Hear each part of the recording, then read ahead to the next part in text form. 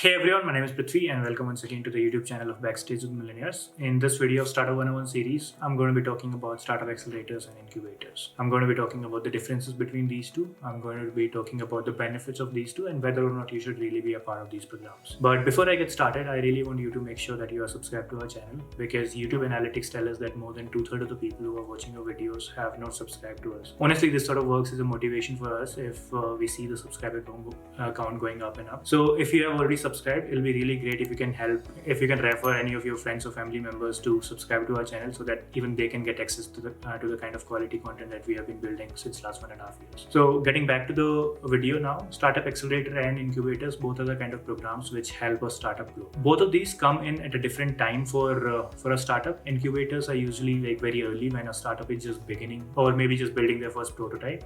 And accelerators, they usually take in startup when a startup is pretty set. They have first bit of revenue, they have first set of customers, and they are looking for growth or they are looking for scale. So incubators are usually they're set up by universities, they're set up by state or the central government. Most of them are running on grants. That is one reason why they don't charge you any equity. They don't charge you any membership program. Some of them do charge, which are run by these private institutions or the VC firms like the accelerators. So accelerators are usually run by VC firms. They're run by bigger family offices or bigger financial entities, and they charge you a little bit of equity in return of whatever support that they are providing. So incubator programs are usually a little bit longer in their duration. They can be anywhere between 6 months to 2 years or 1 year. And in accelerator programs are usually not that long because that's when a startup is already working. They already have a little bit of revenue. They already have traction.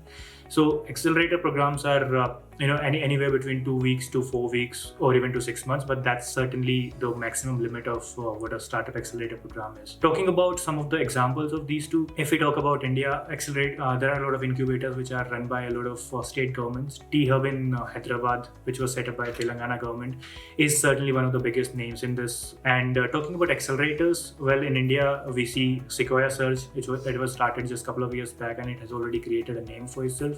If we talk about the global scale, Y Combinator is one of the biggest one, which has accelerated startups like Airbnb or Dropbox.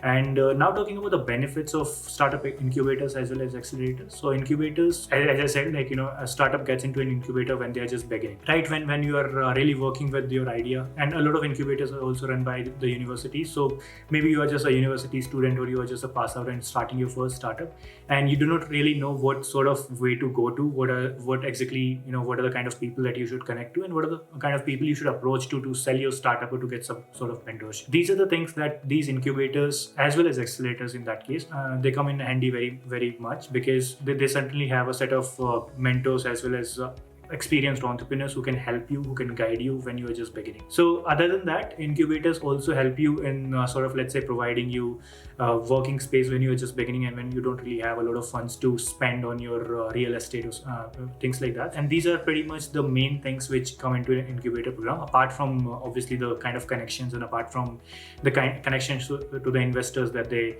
offer you, where you can certainly pitch your ideas, and if you're fundable, if you actually have that edge, you can certainly get funded. Talking about the accelerators, because they come in at a pretty advanced stage, they charge you a little bit of money. They charge you some percent of your stake, some percent of your equity, and apart from that, they look at like the kind of fundability that you have, the kind of product that you have, and based on that they connect you with either the investors in their own circle or the investors which are outside the circle to make sure that you actually get benefited by in the program. So talking about the eligibility criteria of both of them, as I said, like incubators usually come in when a startup is just beginning. So there is no certain eligibility criteria for an incubator because you are just in idea stage, you're just building your first prototype. So a lot of universities which are running incubators might just prefer their own university students. A lot of state governments might prefer their own state residents.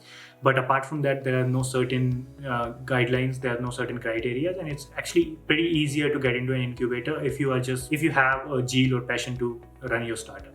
While talking about accelerators, because accelerators are much more hyped and much more celebrated, they do have a lot of competition when you are applying to them. As I said, like Sequoia Search gets more than 1,000 applications every year, and they select just 10 or 20 of them. So there is a lot of competition when you're talking about accelerator, because getting into an accelerator program a lot of these accelerator programs, they do offer you certain sort of funding. Like the moment you get in, they offer you funding, and they also offer you the kind of connections that they have. So getting into an accelerator is much more harder than getting into an incubator. But again, as we know that you already are a little bit successful if you are thinking of getting into an accelerator.